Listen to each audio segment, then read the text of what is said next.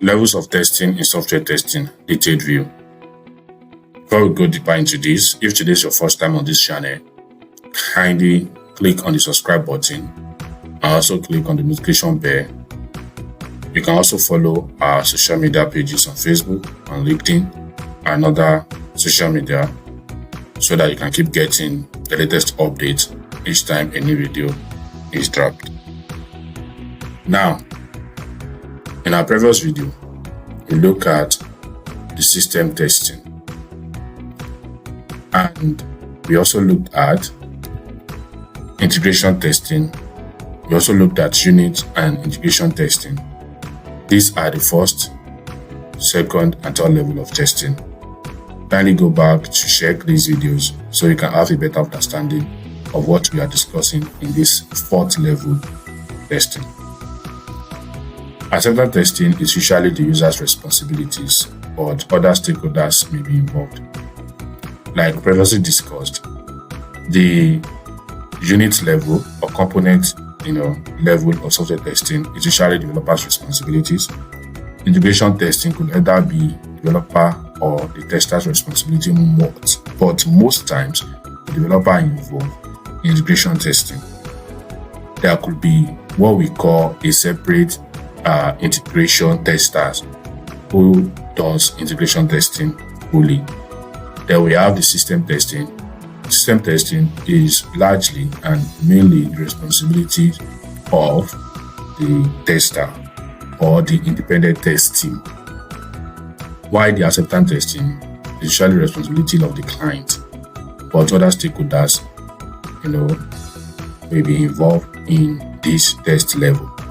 So the acceptance testing, right, is not a defect finding activity, but to determine whether the system should be accepted and released if fit for purpose. Remember, in the last video where we talk about system testing, I said that the essence of testing is to detect defects, right?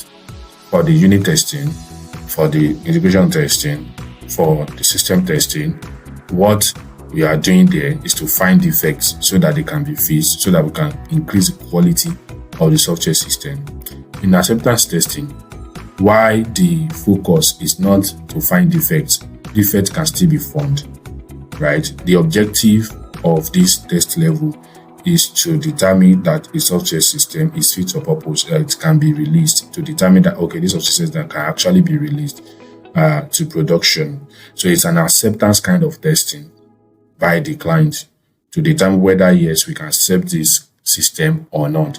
However, defects can be found in the process of this validation, right? So it is often a validation activity to determine whether what was built was the right specification, that is, whether it meets intended needs. Now, there is what we call right specification. A system might have been built according to specification, but not in accordance to the right specification. And that's the essence of validation in acceptance testing. In acceptance testing, the users are finding out whether, what we have said you should build is what you eventually build, or the specification have been deviated from, right?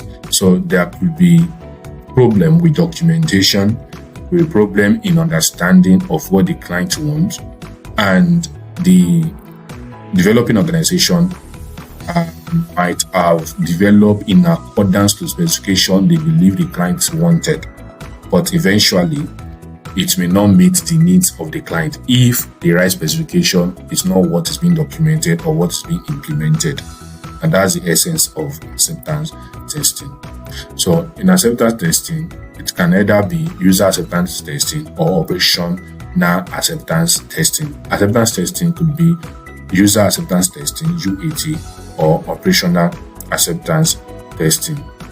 For UAT, it validates the system functionalities and it's fit for purpose, right? User acceptance testing is to see that, this system is working appropriately and okay, we can use it to meet our needs, right?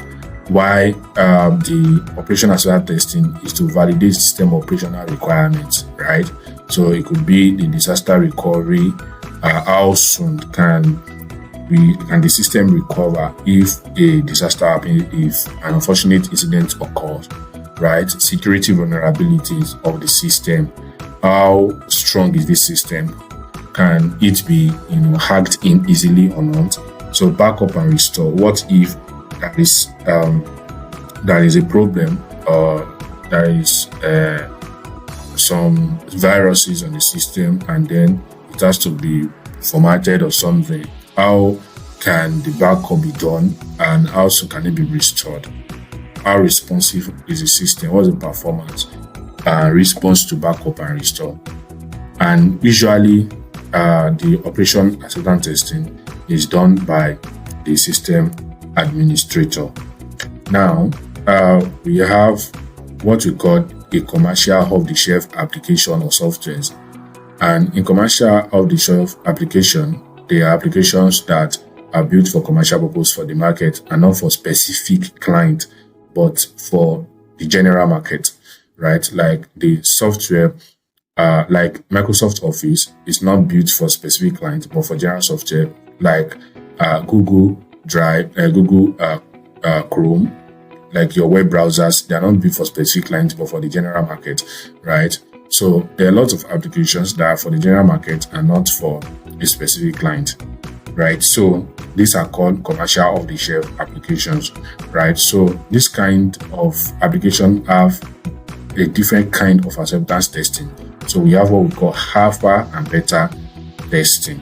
So alpha testing is done by the potential users of the software system at the developer's organization site, right? So when the developer's site organization, that is the organization that developed the software, are done with developing, they invite potential users to come around, and these users make use of the system, and in the process the developer begin to observe the user's behavior and what they are getting from it, and these issues or incidents that are discovered are being addressed or fixed so that they can bring about a better system for the client, for the users.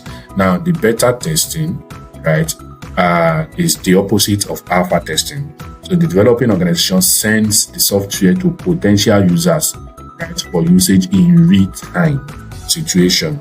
So these users note the incident and give reports of same for fixes. So what happens here is that the developer organization, right, a developing organization sends the software to their potential users. So these users will install the software and make use of this software in real-time situation, and they note down what are the defects they have discovered, the issues they have discovered, and then they can send a report to the developing organization where they can now go back to make fixes and make corrections, repairs to this software system in order to come up with a better quality of the application.